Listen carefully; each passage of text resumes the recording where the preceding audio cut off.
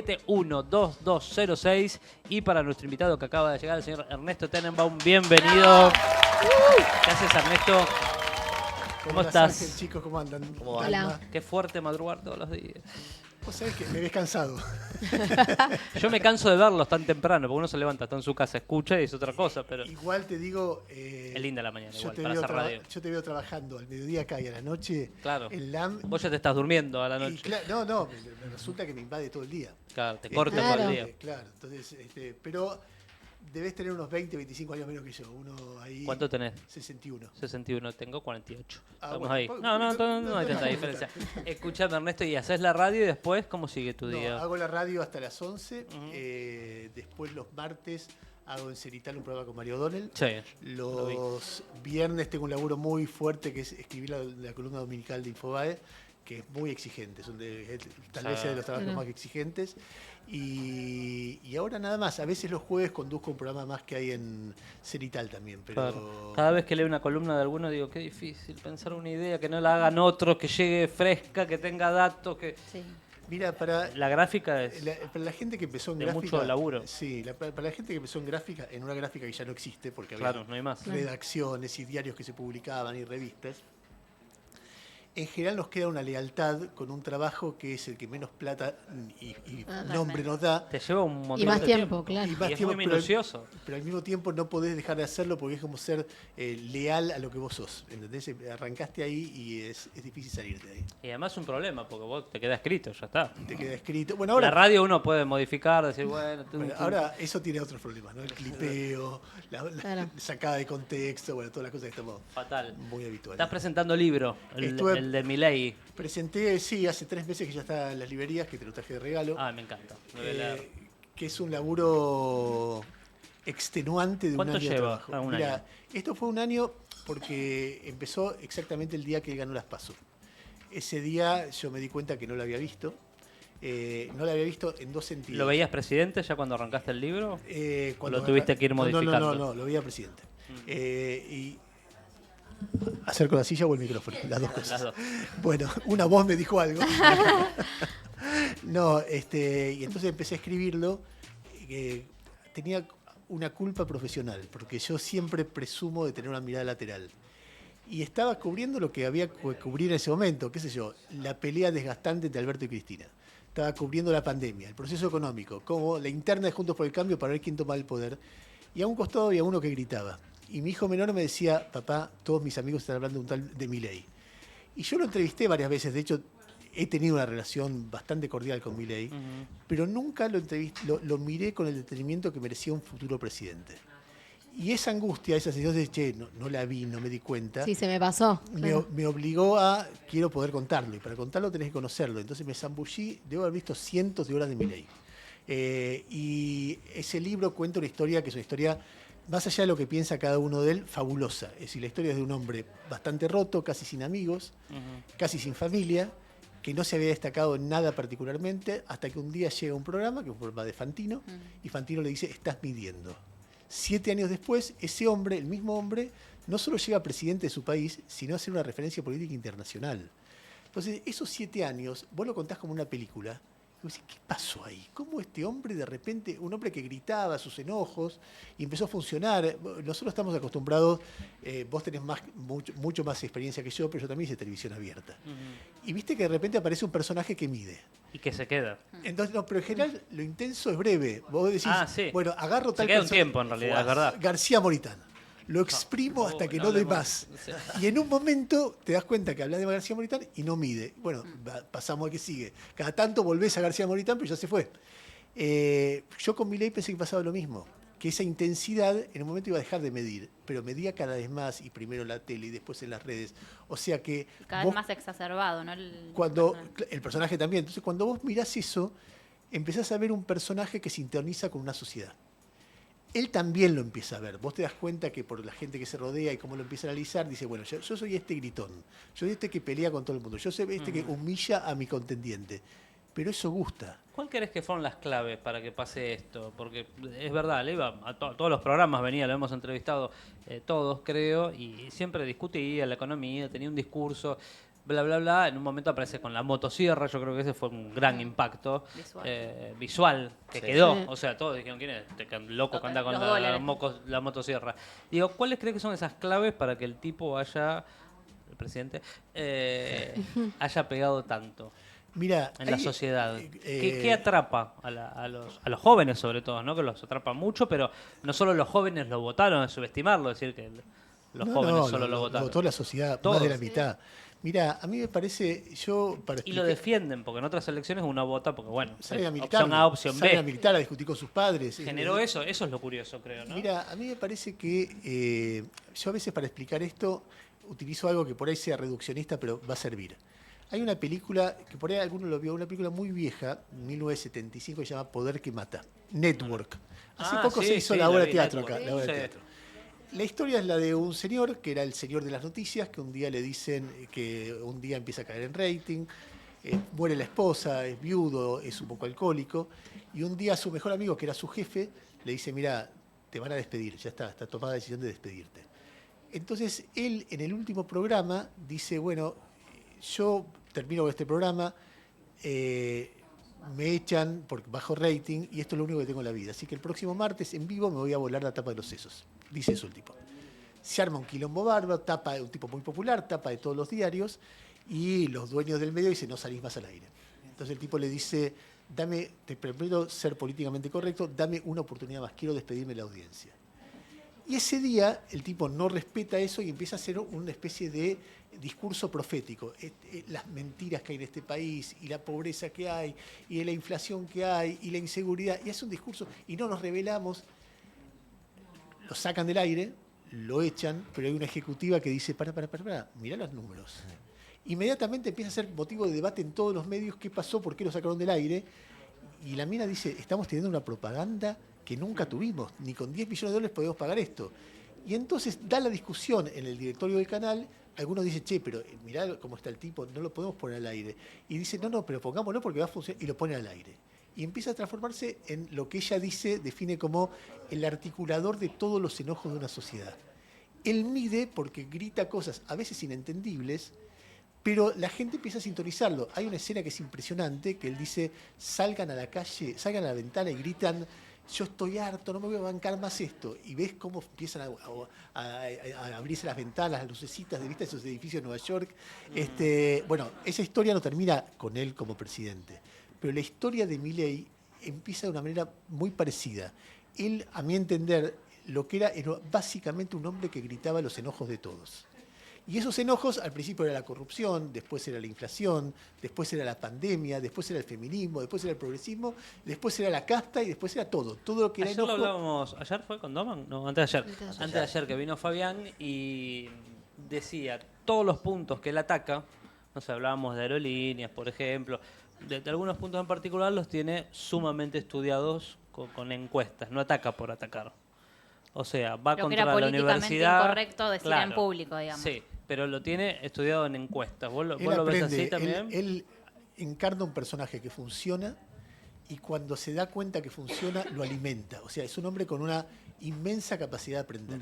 A Y mí con me un manejo sorprendió. de las redes muy importante. Claro, también. todo, redes, y entonces va construyendo un personaje sobre lo que él mismo es, ¿no? Porque si no fuera eso, Obvio. si nosotros dos empezamos a gritar... Piensa lo que claro, dice, ¿no? Sí, en general ¿O no? sí.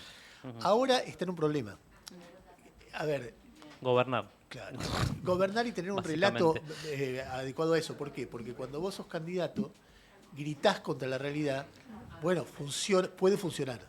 Cuando vos sos presidente, gritar contra la realidad ya es una realidad de la cual vos empezás a ser visto como el responsable. Entonces, de repente, ya las cosas no son tan racionales. Entonces, por ejemplo, lo que pasó ayer con Mirta Legrand, con la universidad pública, refleja que él no está yendo contra un lugar donde cree que es la casta y el kirchnerismo, y la aparición de una referente tan popular y tan querida, que además es una mujer de centro derecha, Claro. es evidente, con todo el derecho del mundo a hacerlo, ¿no? Sí. Dice, no, la universidad pública no la toques. La salud no la toques, los jubilados no los toques. Entonces él sigue hablando y gritando contra el kirchnerismo. Son los chorros de siempre, pero hay un montón de gente que empieza a ver otra cosa. No, vos no estás yendo contra el kirchnerismo, estás yendo contra la salud, o estás yendo contra la educación, o estás yendo contra... Y eso está generando un momento de, por lo menos que debería generar un momento de volver a pensar todo en el gobierno, porque se empieza a reflejar en las encuestas. Claro. Es decir, hoy uno... Y seguramente lo hará, ¿no?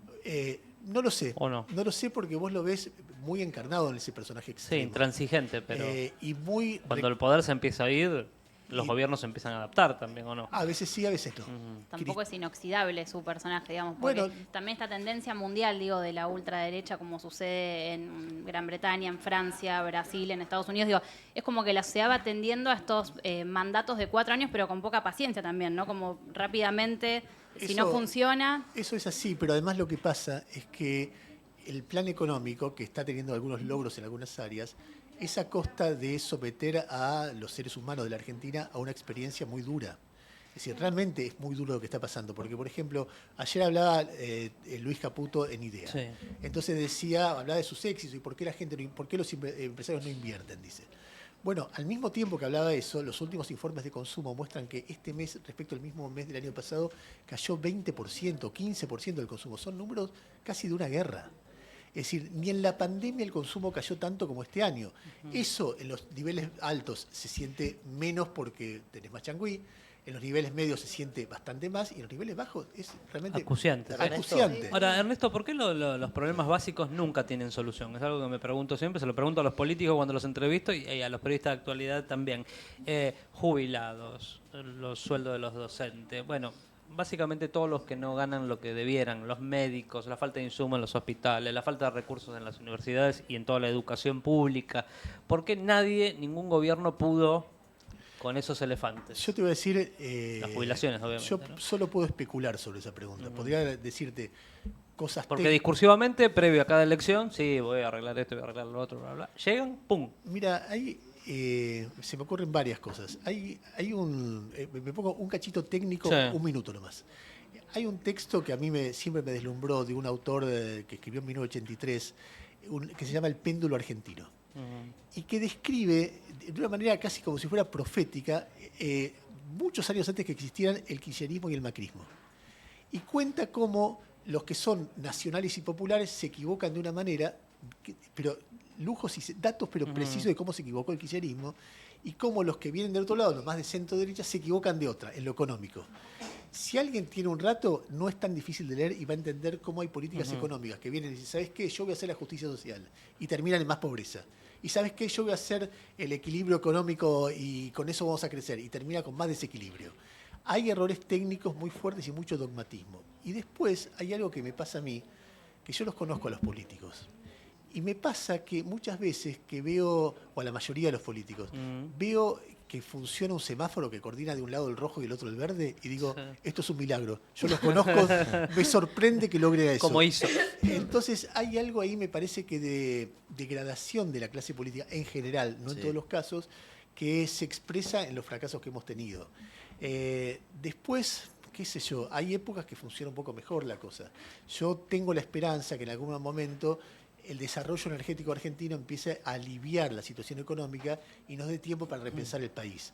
Pero claro, en medio del griterío es muy difícil ver eso, ¿no? Sí, todo un quilombo Ernesto, siempre. yo tengo una consulta. Recién hablabas un poco de la baja del consumo, de la realidad que se lo está llevando puesto, si querés, a Milei, o como que está bastante mal la cosa. ¿Y por qué, si está tan mal la realidad y la actualidad, no emerge nadie de la oposición, nadie levanta esas banderas o sigue teniendo el apoyo que tiene Milei, en el sentido de que nadie lo imita, nadie plantea nada nuevo, sigue siendo como él la única alternativa al momento? Mira, a mí me parece que mi experiencia marca que primero los líderes o los nuevos presidentes surgen en el último tiempo del periodo que se acaba. Es decir, si vos te mirabas hacia el 2021, la elección, de esos números no surgía Milei presidente. Pero antes de eso, qué sé yo, Alberto Fernández presidente surge de una idea de Cristina 9 meses antes. Macri presidente era impensable en el 2013 cuando es Massa el que le gane a Cristina. Entonces vos decías, es Massa. Y así para atrás, Kirchner presidente era impensable. Imposible. Lo eligió Dualde después, o sea, eso por un lado. Es decir, Hay que esperar al final del mandato para empezar a vislumbrar algún... Eso por un lado. Es decir, después, otra cosa que me pasa, es decir, no es que este proceso se lo está llevando puesto. Milei cayó un poco en las encuestas. Sigue siendo muy competitivo. Pero de cualquier manera, si hay enojo y el enojo es mayoritario, es como un río que al final busca y encuentra un cauce. A veces es de Narváez, se puede llamar, o Fernández Mejido, de la Rúa, o Milei. Milei es eso, es un enojo que por acá no, ¡bum! ¿El Apareció Milei. argentino vota con el bolsillo? Esa frase que tanto Sí, escuchamos, ¿estás convencido sí, también de eso? más que en ningún lugar. Más que en ningún lugar, porque el bolsillo es lo que te pesa, qué sé yo, un israelí debe votar en base a la política de defensa. Claro. Lo que más pesa en cada lugar, los norteamericanos, la inmigración parece ser un tema central en una discusión. Nosotros tenemos el tema de la inflación, es la inflación y la malaria. Entonces, Sí. esas cosas como definen mucho. Estamos en la era Milei. ¿Qué pasa con Cristina? Cristina, primera pregunta, ¿puede volver Cristina? La respuesta categórica en términos de posibilidad, no de certidumbre, es que sí. Y te voy a dar un ejemplo. El peronismo en la provincia de Buenos Aires, que la próxima elección va a definir muchísimo el clima político y lo va a definir en la provincia de Buenos Aires. En el peor momento que fue el 2021, pandemia, foto de Alberto con el cumpleaños, pelea Alberto-Cristina, malaria, caída del salario real, en la provincia perdió 38-37. Perdió por 1 punto. Con lo cual, es obvio que es competitivo. La siguiente la ganó por 20, la anterior la ganó por 20. O sea, cuando la cosa... Kicillof ganó por 45 puntos, sacó 45 puntos en la última elección. ¿Por qué razón alguien que en un momento espantoso del peronismo votó a Kicillof no votaría por Cristina el año que viene? ¿Y por qué Cristina es la referente de la oposición y no otro? Bueno, ¿Por qué no aparecen otros? A eso iba. ¿Cuáles son los problemas ¿Los mata el mismo cristinismo o no surgen espontáneamente? y es una mezcla de las dos cosas. Las dos. Ahora, hoy hay una situación muy novedosa, que es la relación tirante entre Cristina y quizás su hijo político predilecto, que es Axel Kicillof. Sí, Vos vas a ver hoy a la tarde un acto de Axel Kicillof por el 17 de porque octubre. obviamente quiere ser presidente. Kicillof. Bueno, pero Kicillof me parece que ha tomado la decisión, por lo que uno ve de sus movimientos, de saber que si él llega solo porque Cristina lo apoya, su presidencia va a ser fallida. Claro. Que tiene que llegar por sí mismo, que un presidente tiene que ser no el hijo de alguien, Sí. sino presidente. Y llega... Y no sé, hay el que ver ejemplo cómo de le va a Alberto, Milei. aparte. Claro, el ejemplo de Alberto. Cristina no quiere eso. Cristina dice, ¿cómo es que yo te hice a vos? Claro. Yo te di el Ministerio de Economía, te di el gobierno de la provincia de Buenos Aires y vos querés llegar independiente de mí. ¿Qué, me vas a tirar por la ventana? Estoy inventando, ¿no? Estoy Sí. tratando de Claro. explicar cuál es el conflicto. La lógica. Axel le dice, yo no puedo llegar con vos, porque si llego con vos, mañana me ahogás y voy a depender de vos, y si soy presidente, quiero ser presidente, no un delegado. Y hay un conflicto muy grande ahí. Y lo otro que hay de conflicto, que es más de fondo, es que Cristina no admite algo que para mí es objetivo. Por más que ella haya cuidado en la micro a los ciudadanos, el ingreso de bolsillo y qué sé yo, hay un montón de cosas que volvieron con ella y no estaban. La inflación, por ejemplo, no estaba y volvió con ella. Los déficits fiscales no estaban y volvió con ella. El problema energético no estaba y volvió con ella. Eso en parte se explica ¿La corrupción? por la corrupción. Yo creo que estaba. Estaba. Y siguió con ella. Y siguió. Pero estoy hablando del problema económico, Sí. básicamente. Y mucha gente de su gente le dice, pará, vos lo volteaste a Guzmán y después de voltearlo, la inflación saltó al 200%, Se disparó, claro. La pobreza subió 6 puntos y perdimos las elecciones. Y vos pusiste a Alberto Fernández. Entonces, ya está. Esa discusión podría saldarse si Cristina mostrara que hizo alguna reflexión sobre todo eso. Cristina es una persona que se abroquela en Sí, su no historia. suele hacer autocrítica, Y ¿no? es muy dura y es muy defensora Y en el de sí misma. caso, Ernesto, de Macri, ¿cómo ves sus próximos pasos? ¿Se lo come Milei? Y es muy difícil lo de Macri. Lo de Macri porque Cristina es la oposición a Milei Claro. y tiene un caudal. Y Macri es lo mismo que Milei, pero es mucho menos que Milei. Vos ves las encuestas del PRO o de Juntos por el Cambio. Hoy es el PRO porque se rompió. Hablo de Macri y toda su fuerza, ¿no? No Claro, solo de él. El PRO en la provincia de Buenos Aires y algunos dicen 4%, otros 6%. O sea, no existís.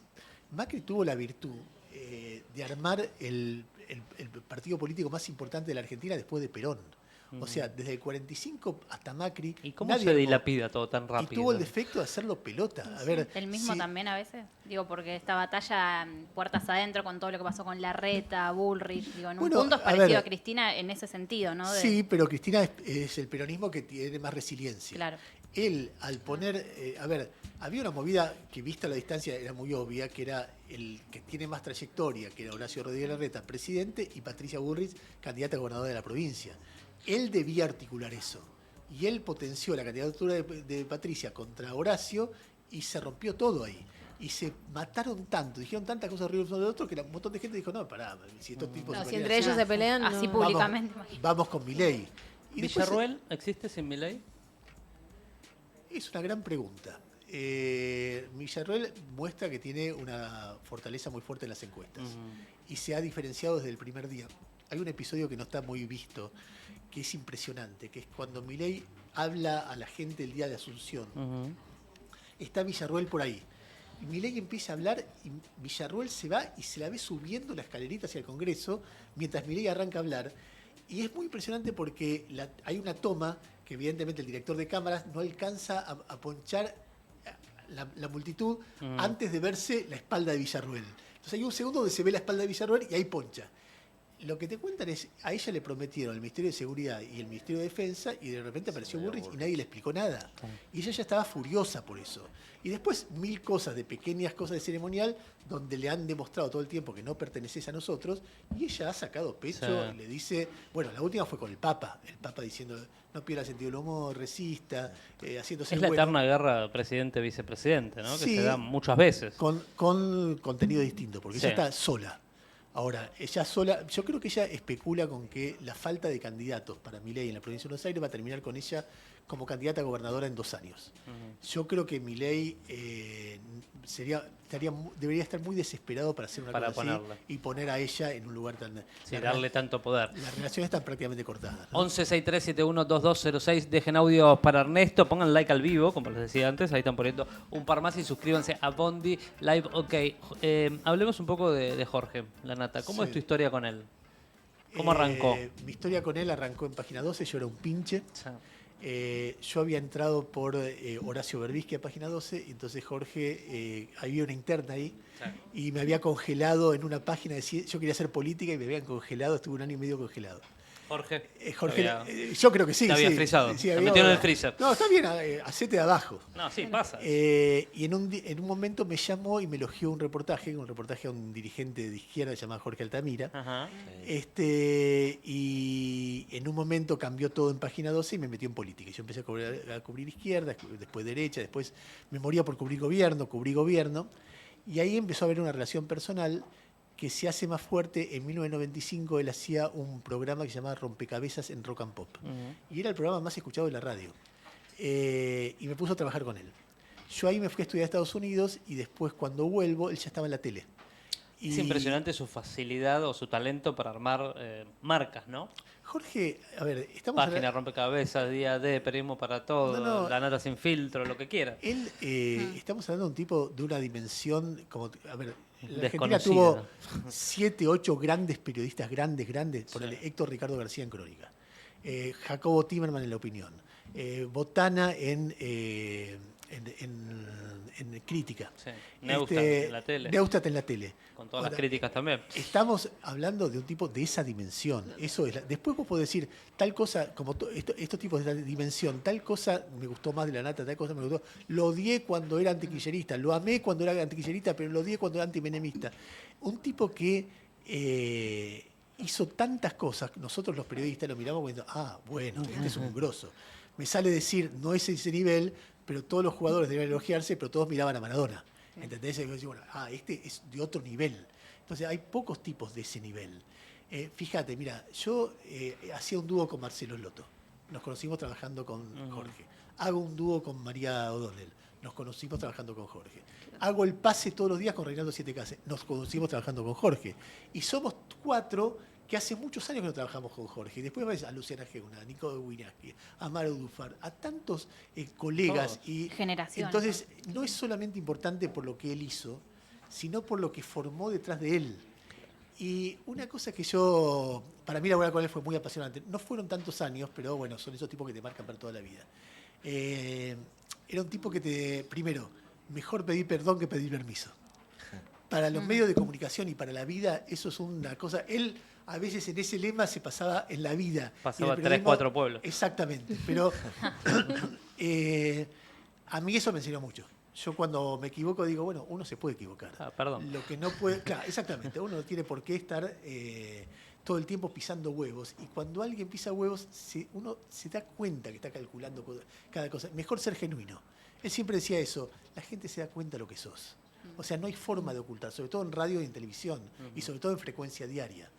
Después una ruptura de códigos en todo, en lo estético. Mira, yo me acuerdo un día, uno sabe los códigos de la televisión. Un día cuando estábamos en Día de América, hace una campaña que se llamaba Unidos por la misma pasión. Entonces ponía dos personajes muy distintos en el mismo afiche. Y entonces a él lo habían puesto con un periodista que ya murió, que no quiero mencionar porque pareciera que estoy hablando mal de él y no corresponde. Pero en el programa siguiente, Jorge hace un afiche de eso gigante. El otro personaje estaba impreso y él estaba vivo. Y se sale del afiche y dice, yo en ese afiche no estoy. Hay una imagen. Vos imaginate lo que era el canal en ese momento. O sea, los directores del canal, este tipo... Siempre le gustó el quilombo, Jorge, siempre. Todo el tiempo imprimir. La provocación es una parte muy importante de su carrera, ¿no? Para bien y para mal. De todas las nuestras. Lo que pasa pero que... a él como no sé, lo excitaba la provocación. Cuando... Hacerlo prohibido, ir un paso más allá. ¿Y a vos no, un poco? Sí, me encanta. Contámela. Me bueno, encanta. a mí me... Jorge en un momento, cuando estábamos en 23, me llama y me muestra un aviso de Crónica TV. Que teóricamente Crónica TV con nosotros no tenía nada que ver. Y el aviso era fuego, sangre, muertos. Me enteré por Crónica TV, fuego. Y dice, mira, estos somos nosotros. Nosotros tenemos que ser eso, tenemos que ser un grito. Nosotros no somos, en ese momento no estaba en el Grupo Clarín, decía, TN está dentro del sistema y por eso usa colores pasteles, el celeste, el rojo. Nosotros usamos colores primarios, rojo, amarillo, verde, chillones, nosotros chillamos. Y siempre me decía, mirá Crónica TV, vos sos muy universitario, sos muy intelectual, Crónica TV te va a dar otra cosa que no tenés. Y la verdad que desde ahí en adelante siempre miré Crónica TV.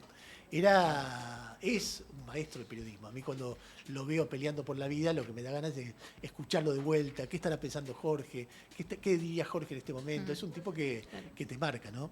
Y te voy a contar una anécdota que pocas veces conté que a mí me conmovió. Yo en el 2002, todo el grupo nuestro se rompió. Y Marcelo Slotto, Paenza, yo nos fuimos y los odió. Fue muy dura la ruptura, muy dura. Pasaron unos años. Contamos a la gente que la Nata siguió haciendo lo suyo y ustedes, con ese grupo que nombraba, se fueron a hacer el programa América, ¿no? Claro, eran dos programas en América. Él, por supuesto, decía que toda la razón la tenía él. Yo podía dar una versión distinta. Claro. Pero finalmente asumamos que es un proceso biológico. Éramos hijos, crecimos, como Kicillof ahora, claro. Se puede romper peor o mejor, esto fue intermedio. Bueno, cuestión es que pasa el tiempo y arranca el kirchnerismo. Y arranca el kirchnerismo con una agresión muy fuerte al periodismo. Y en ese contexto, algunos que veníamos del periodismo progresista empezamos a decir, esto no. Y la cosa se puso muy dura y muy... Y yo con Jorge no hablaba hace rato. Y un día, antes de ir al programa que teníamos en TN con Marcelo, veo en la previa que Leuco lo está entrevistando. Y le pregunta, che, ¿y de Tenenbaum qué pensás? De mí decían los kirchneristas que yo era un mercenario de Clarín. Y entonces lo veo y yo me la pasaba buscando mis amigos de página y de otros lugares, alguien que dijera, che, puede estar equivocado, no es un mercenario. Pero no aparecía y eso me dolía más que la agresión. Y entonces lo veo a Jorge hablando con Leuco y Leuco le pregunta por mí. Y Jorge le dice, mira, yo hace rato no veo qué está haciendo Ernesto, pero ese tipo no le obedece a nadie porque laburó conmigo y no me daba bola. Y me conmovió tanto que desde un tipo que estaba lejos mío, lo llamé. Y a partir de ahí se reconstruyó una relación que nunca fue una relación que era antes, pues no volvimos a trabajar juntos salvo 6 meses, pero una relación de mutuo respeto. ¿Cómo es trabajando? ¿Cómo era? Porque yo lo conocí hace 20 años. Cuando lo trataste. Es genial. Porque viste que también hoy hay una glorificación de Jorge, como está en un estado de salud complicado. Hasta hace un poco tiempo atrás lo destruían. Decían de todo. No, yo siempre tuve una valoración. No los colegas, digo, en general, las críticas que recibía. Es un tipo genial, es un tipo talentosísimo, es desprolijo, es inesperado, es arbitrario, es generoso. Te puedo decir todas esas cosas juntas al mismo tiempo. Es todo. Es todo eso junto. Porque es un hombre contradictorio, como la mayoría. Es capaz es audaz como nadie y muy valiente. ¿Cuántas veces te hizo calentar? No, muchas, ha habido portazos. Portazos. Pero me daba gracia, mira, te voy a decir una cosa. Portazo, puteada. De su nivel de inconsciencia. También muy seductor, o sea, que estoy hablando de Jorge con Dalma y pienso, Maradona debe haber sido un poco así. Es que la Nata es una estrella de rock. Y tiene una cosa así, claro. Y a él le gusta ser estrella, además. Pero mira, te voy a decir una cosa. Cuando él arranca en 23, no teníamos un mango. Y él hace una tirada de 80.000 ejemplares. La revista semanal en ese momento que más vendía era Noticias, que vendía, ponerle 70.000. Yo te juro, salió a las 8 de la noche, 8:30 empecé a recorrer los kioscos y no había más. Y había hecho un regalito que no podía reimprimirla. Entonces a la semana siguiente tira 150.000 ejemplares. A la semana siguiente, el jueves, el viernes a la mañana llovía, yo iba por los kioscos cantando porque los kiosqueros decían, manden más, manden más, manden. Era un fenómeno increíble. Entonces él decide tirar inmediatamente al día siguiente 120.000 ejemplares más. Y todos dijimos, Jorge, ya vendiste 150.000, la estás haciendo bien, no rompas las pelotas. Exactamente. De esos 120.000 se venden 30.000, o sea, vende 180.000 ejemplares, pero ya le sobran 70.000. A la semana siguiente, él se convence que había vendido todo. Y entonces decide... Se convence. ¿De qué será el número? Saca una solicitada en Clarín diciendo, primera edición 150, segunda edición 120, agotado pone. Gracias, Jorge Lanata. Yo le dije, está muy bueno el aviso, pero no agotaste. Te llevo a los kioscos, vas a ver los pilones que sobran. Sí. Yo voy a tirar 300.000. No tires 300.000, vas a perder un montón de plata. Y me dice una cosa que tiene razón. ¿Ves por qué vos sostenemos que yo soy la Nata? Porque yo arriesgo siempre. Y no importa, puedo perder, pero arriesgo al máximo y también puedo ganar. Y vos sos un tipo ordenado. Y vivió así también, ¿no? Claro. Y eso fue la vida. Su vida la llevó así. Es la vida de un rockstar. ¿Entendés? Siempre arriesgar, siempre arriesgar, siempre arriesgar. Y cuando porque con el talento y la capacidad que tuvo para distintos medios que hizo, tendría que ser pero mega multimillonario. No, tendría que tener un multimedio él solo. Pero la gastaba, la patinaba, la rompía. Todo rompía, ¿no? Quebraba, se recomponía. Se endeudaba. Se recomponía. Yo me acuerdo un día que me dice, yo ya estaba cansado de todas las noticias que había sobre él. Sí. En un momento tenía que tener un poco de orden. Entonces en un momento me dice, me están por allanar la casa por la quiebra. Y yo le dije, esa computadora finita tan linda, yo te la guardo para que no te la saquen. Entonces se reenojó, me dice, a vos te chupa un huevo lo que a mí me pase. No, ¿sabes qué, Jorge? Que a vos te pasan muchas cosas. Hay un momento que mi vida es mi vida también. Pero todo eso lo vivís como una película y como un personaje que a mí me dio mucho. Yo estoy muy agradecido. Y entiendo que es un tipo polémico. Entiendo que hay gente que me está escuchando y me dice, pero mirá lo que hizo ante el kirchnerismo. Bueno, es una discusión política. Sus contradicciones, ¿no? Hablemos un poco de eso. Clarín es la que más le marcan todos. Anticlarín y después figura de Clarín. A ver, yo te voy a decir lo que yo pienso de ese proceso. Ese proceso tiene una explicación que se llama kirchnerismo. Si en el momento que un liberal como él empieza a objetar lo que pasa en el kirchnerismo, lo empiezan a comparar con Macera. Y desde programas como 678. Y en ese caso, yo cuando vi ese programa, cuando lo comparaban con Pacera, yo dije, mirá vos, se va a producir una alianza acá impensable entre Manieto y la Nata. Van a bajar un poco los decibeles los dos y tal vez termine la Nata trabajando para Clarín. Porque Jorge dijo eso, era el único lugar de resistencia que yo tenía contra el kirchnerismo. Él tiene una explicación que es una explicación que en todo caso, a mí me parece que el periplo de la Nata respecto de eso, como el periplo de, saquemos Mirta Legrand.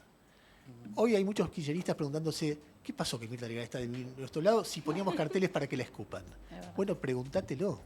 Porque tal vez Mirta, pensando distinto que vos, era una persona con la cual podrías hablar, no escupirla. Que hoy veo varios periodistas militantes del kirchnerismo que dicen, lo dijo Mirta Legrand. Claro. Lo dice Clarín, lo dice TN, o sea, terminan aliándose. Bueno, le pegaban al Papa cuando impensadas. Fue elegido, sin ir más lejos, es una de las figuras más importantes. Puntualmente. ¿No? Bueno, entonces, que cita TN, cita Clarín y cita a Mirta, ahora de repente después de destruirlo. Bueno, pero en el caso de Mirta, como en el caso de tanta otra gente, el kirchnerismo fue muy agresivo, muy sectario. Entonces, eso genera alianzas impensadas. Antidemocrático totalmente en esos momentos. No es que vos te diste vuelta, tal vez es que las condiciones cambiaron y vos...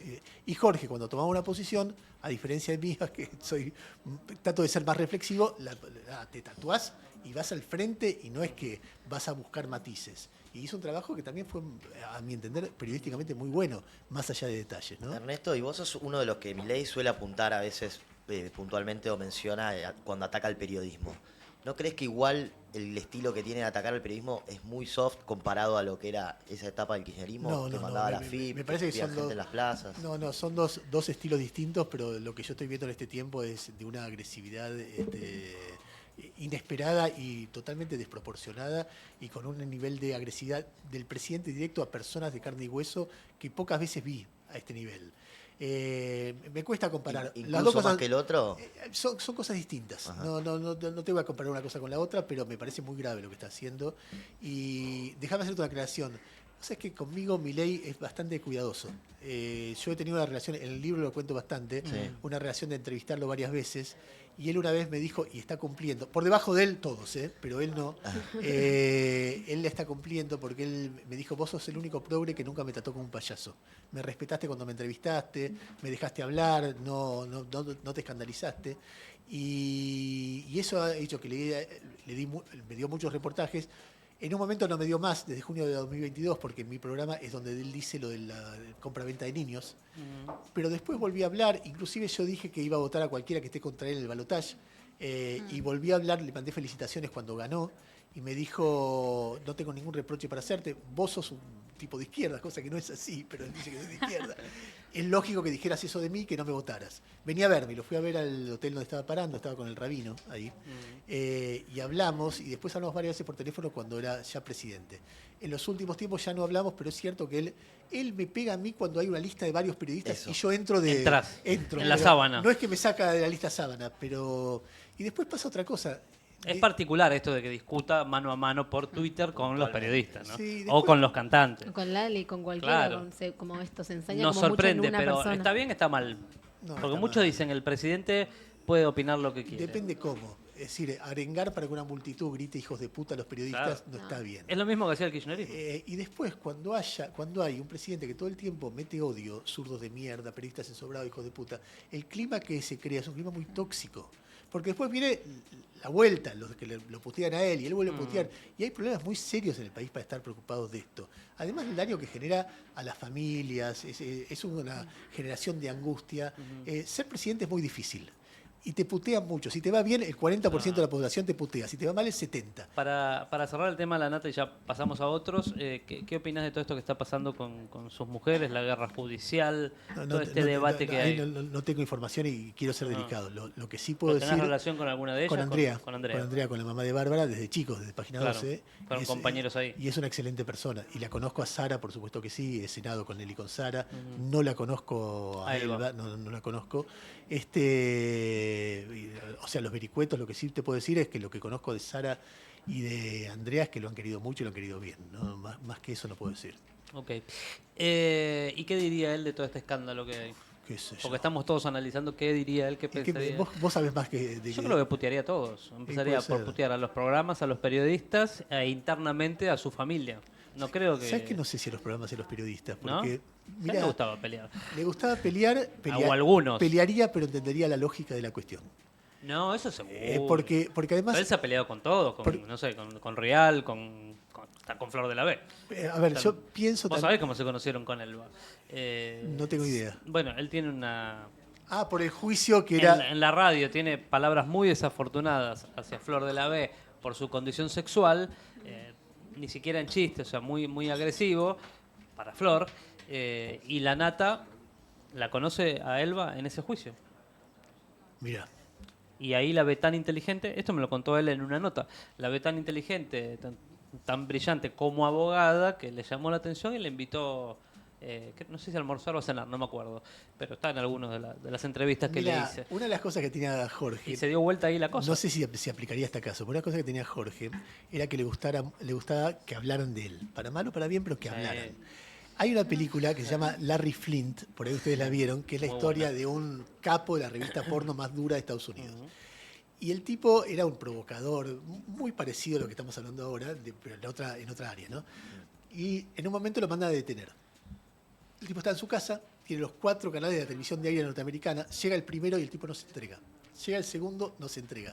Llega el tercero, no se entrega. Cuando están los 4, ahí el tipo sale para que todo el país lo vea. Y cuando hablamos de Jorge, con Jorge de esa película, me dice, ¿viste? El tipo no se entrega hasta que tiene 100% de rating. Bueno, es probable que Jorge en algún lugar toda esta... entienda el dolor, preferiría que no pase, pero que se podría reír un poco de eso. Y yo me acuerdo, por ejemplo, el libro de Majul sobre Jorge, que es un libro, un retrato muy fuerte. Es durísimo. Es durísimo, pero él le abrió todo. le dijo al contador, a todos, hablen y Hablen. cuenten. Porque lo que quería era el libro. Es muy bueno el libro de Luis. Léanlo, porque está bueno y tiene un montón de historias que por ahí ni recordamos. Vamos a escuchar un par de audios que hay para Ernesto con preguntas. 11 6371 2206. A ver qué quieren saber. Hola. Hola. Hola Ángel, hola Hola. equipo, ¿cómo están? Quería hacerle una consulta a Ernesto y es, ¿a quién prefiere? ¿A Milei o a Macri? Bueno, los miro siempre, un beso para todos, está re bueno el programa. A ver, Macri está más cerca, amigo, que Milei. Macri es parte de lo que yo considero la convivencia democrática habitual. A mí hay cosas, más allá de la discusión económica, que es una discusión muy difícil siempre en la Argentina, entonces uno puede expresar una opinión respetuosa de qué le gusta y qué no del plan económico. A mí lo que me ofende de Milei es la agresividad. Algo que vos dijiste recién referido a una frase de la Nata, la agresividad contra las libertades individuales, las minorías sexuales, Claro. etcétera, es muy agresivo. Hay una escala de valores que a mí me aleja muchísimo. Después Macri y el resto de los dirigentes políticos argentinos es la democracia habitual. También es verdad que Milei es un presidente democrático, es decir, de ninguna manera, yo la vez pasada muchos me criticaban porque decía, entre Milei y Maduro voto a Milei toda la vida, porque Maduro es un dictador y Milei, Claro. con todos los problemas que tiene, Llegó por los votos. llegó por los votos y hasta ahora no hay ningún medio cerrado, no ha matado a nadie en ninguna manifestación, no hay preso ni Y exiliado. también ni muchas nada. fantasías que señalaba la prensa o la oposición No se no se llevaron. cumplieron, ¿no? Que se acababan los derechos, se terminaba el mundo, que el dólar se iba a 900.000 millones de... El matrimonio igualitario, era todo. que se terminaban todas las leyes con los derechos, no pasó, por lo menos por ahora. Vamos al próximo, a ver qué dicen. Hola. ¿Qué tal? Buenas tardes. Una ¿Se escucha de pregunta fondo? Sí. ¿Qué? para Ernesto. ¿Cómo es trabajar con alguien como la periodista con la que trabaja, que es subsecuentemente de la oposición y él tiene otro Bueno. entendimiento? Él puede discernir lo que está bien de lo que está mal. Gracias. Supongo que se refiere a María. A María, ¿no? Porque es Pero María es con la parecida a que más- mí en eso, no, digamos, tiene por ahí matices, pero no la veo una militante, la veo una periodista profesional, como era Marcelo. Y en todo caso, sobre el fondo de la cuestión, si fuera así, y sería divertido, porque uno intercambia con gente que piensa distinto. Uno, cuando arma equipos, y eso vos, Ángel, lo sabés perfectamente, busca personalidades. Y la diferencia. Y la diferencia, es decir, esta persona Si imprime. no, no hay debate. ¿Esta persona imprime o no imprime? ¿Esta persona cuando dice algo es alguien o es una voz que nunca nadie va a identificar ¿Discuten con un María? nombre? Afuera del aire, digo. No, poco. Poco. Discutíamos más con Marcelo, porque era una época donde Marcelo no era kirchnerista, pero le ofendía mucho la manera que el antikirchnerismo operaba contra el kirchnerismo. Entonces eso por momentos, y yo no, y yo en ese momento estaba muy enojado con Cristina, y entonces yo era más antikirchnerista en ese Claro. momento. Entonces esa discusión trabajando juntos en un momento muy Chocaban. tenso, era muy rica también, ¿no? Porque éramos como dos hermanos. Claro. Entonces buscábamos aprender uno del otro todo el tiempo, pero con él discutía más que con María. A ver, ¿tenemos uno más? ¿No? Ah, no, bueno, después. Entonces, ¿estás peleado con muchos periodistas? No, No. peleado, a ver, déjame pensar. No, peleado con ninguno. Con ninguno.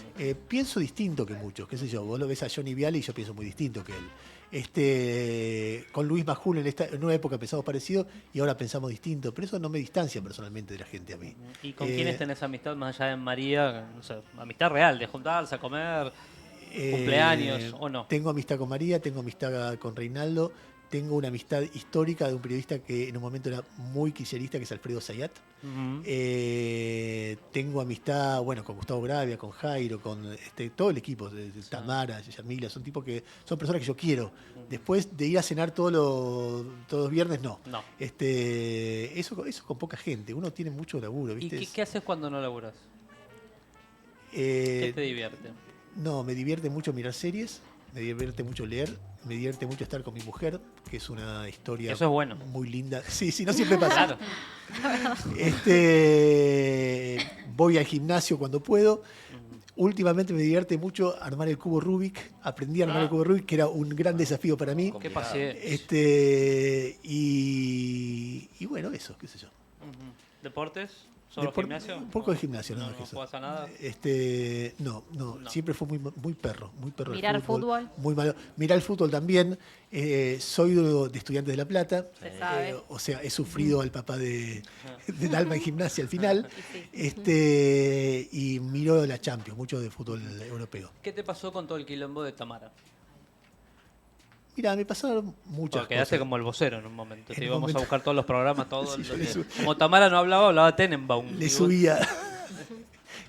Tu movilero, Alejandro, es realmente un crack. y muy insistidor. Muy insistidor. Con la preguntita, Muy, pero va. muy El molesto. abracito, pero... Tremendo. No te suelta. En un momento le dije, bueno, te doy la nota, 3 minutos, pero hasta el 31 de diciembre de este año no me rompé más la bola. Entonces me dice, listo. Compró. Y a la otra semana volvió. No. Sí. Fueron 7, le dije hasta el 31 de diciembre de 2026.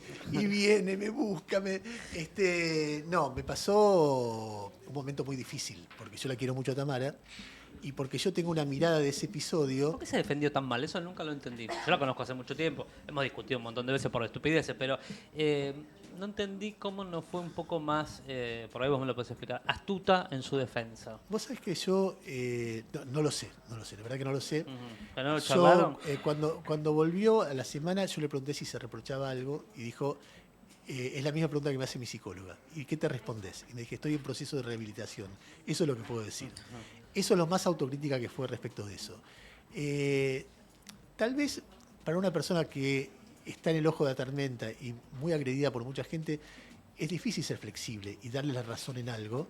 Y tal vez son especulaciones, y tal Porque vez... digo, ella había pasado por este momento de estar en el ojo de la tormenta por otros, con su padre, Esta fue por ella. con Felipe, A ver, obviamente. yo te voy a decir algo que yo sé que es polémico, pero que es mi posición. Y es una posición que tal vez sea difícil de entender por alguna gente. A mí me parece que de esa historia, lo que es central es la denuncia de golpes por parte de Fabiola hacia Alberto Fernández. Una denuncia que es completamente creíble por cómo surgió, porque le habían secuestrado un teléfono a la secretaria de Alberto, investigando otra causa, que es la causa de los seguros. Y en ese contenido no es que Fabiola denuncia, en ese contenido aparece la foto de Fabiola y el diálogo donde ella le cuenta a la Sí, se secretaria de Alberto descubre. eso. Claro. Entonces se descubre, no es que ella por hacer daño dijo eso. Entonces vos decís, explícame cómo 2 años antes dejó eso, tampoco sería el premio Nobel de la operación de inteligencia. Dijo algo sembrado 2 años antes para que 2 años después, cuando estés en el poder, no me cierras esto. Y ahí aparece lo de Tamara, Y y, ahí no ap- aparecen otras tampoco. Claro, y no aparecen otras. Y lo que me pasa es que a mí me parece improcedente el lugar, me parece improcedente la conducta de él, me parece muy ingenua la conducta de ella, pero yo no tengo, es una persona mayor que yo no opino sobre la vida privada de otros. Si yo hubiera sido el que tuvo el video, lo daba. Porque eso muestra. publicabas. Lo publicaba porque eso muestra el carácter de un presidente o de un expresidente. Sin duda era material periodístico. Ahora, de ahí a juzgarla a ella, y ella tiene derecho a pensar, ¿por qué me tiene que juzgar por mi vida privada? No quiero pedir disculpas por algo que... Quizás porque ella juzgó a muchos por su vida privada también, Bueno, entonces eso le termina jugando en contra, puede ¿no? ser, pero Porque era parte de lo que se le criticaba. Vos te reías de todo, en la radio con vos, yo la escuchaba Sí, también. claro. O en la tele, en Bendita, y el tiro le salió por la culata. bueno, entonces Porque ahí no, tiene- me parece que no lo pudo resolver con humor, digo, entre paréntesis. Sí, O entre comillas. era un bombardeo, te digo lo que era, que No, era tremendo. obviamente que la putearon muchos por una cuestión política, ¿no? De odios al kirchnerismo, por lo que representaba, porque también me imagino que Ahora, para a cualquiera le enoja ver un presidente cualquiera jodiendo en el Claro, despacho. claro, y mucho O más, garchándose 200 minas en Olivos en pandemia. totalmente. Ahora, para mí ahí lo primero que yo pensé es cuál es la gravedad del hecho, si correspondía que siguiera trabajando conmigo o no. Sí. No la echaste como Beto.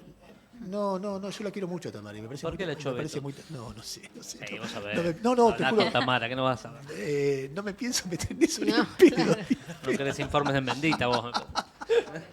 No por eso, sino que entiendo que cada cual tiene su Nosotros sensibilidad. hicimos y- varias notas, los dos, en la y siguen enojadísimos.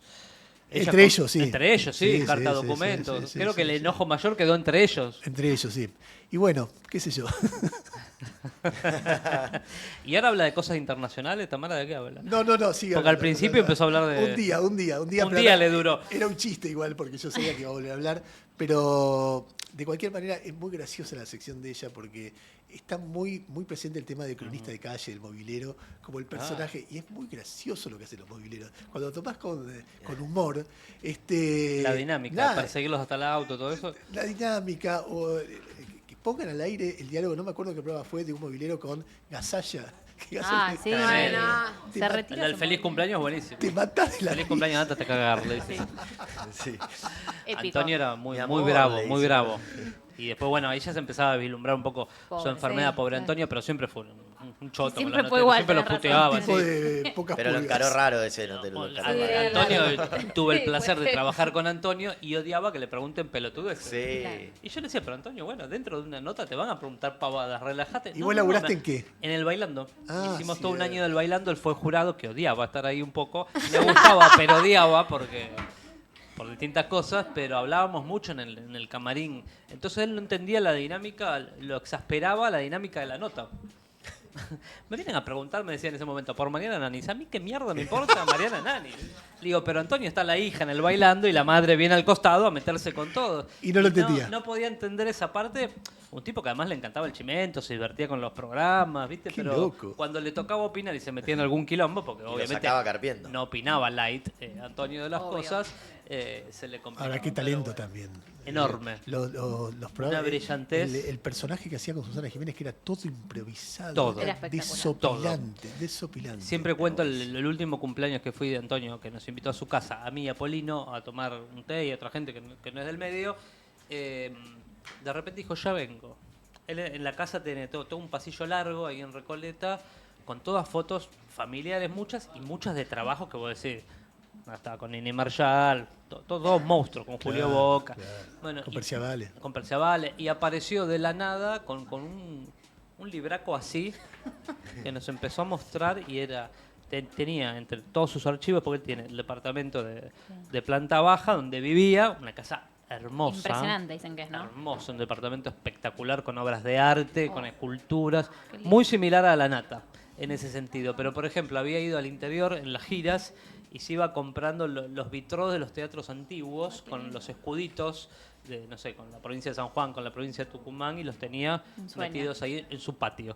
Pero bueno, más allá de eso, peló ese libro y tenía un vestuario que había hecho una revista acá, que vale hoy ese vestuario más que, no sé, Sí, Un imposible, departamento. claro. 20 obras de teatro juntas, y nos mostraba, y dice, yo para hacer este vestuario me fui a Nueva York, compré las telas, diseñé el vestuario y vine acá y le expliqué a las costureras cómo lo quería. Y te mostraba desde el último bailarín hasta el que estaba al lado de él en la revista, y una cosa todo. de un Y el obsesivo, talento aparte. Un y amor. detallista al mango, porque son esos vestuarios que hoy ves en Broadway. No, un artista, un amor por el teatro, por el tremendo, show, tremendo. por esos tipos que, Sí. no sé, por ahí es comentario de viejo, te van a decir, ya no existe. Somos viejos, querido. Somos muy viejos. Yo más, lamentablemente. Vos un poquito más, por Sí, suerte. sí, claro. Ernesto, gracias por venir, gracias por el libro. ¿Te tenés que ir?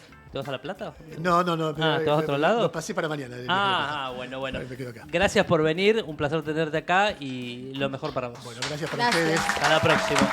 Ha sido un gusto conocer al otro Ángel de Brito. ¿La pasaste bien? Fantástico. ¿Tenías fantástico. miedo? No, miedo no, pero digo, he dado muchos reportajes, por ejemplo, he ido a Sí. otros programas de espectáculos. ¿Qué tenías miedo? ¿Te pregunto a quién te garchaste? Esas cosas, Por ¿no? ejemplo. ¿Qué- No. Pero que todo ¿Querés el contestar? No. Es peor LAM que esto. Sí. Dedícamelo al libro. Sí, te lo voy a dedicar. Por favor, dele una viromen. Ay, lo quiero 1163712206. Pueden escribirnos y mandarnos audios. Ahora vamos a ir con la columna de nuestra querida Dalma, que vamos a hacer Yay. recomendaciones. A ver qué me pones. Esmerate, no me pongas con cariño. Ah, está escribiendo un montón. Y si no, escribe él, que hizo gráfica toda la vida. Ahí va. A ver. Rosario se Para rió. para este hijo de puta. Ah, Con cariño. Terror de multitudes, me Terror encantó. de multitudes. Me gusta. Terror de multitudes con el Muy cariño bien. de Ernesto. Gracias, Tenenbaum, por venir. Un placer Gracias. tenerte acá en el programa. 1163712206. Dejen audios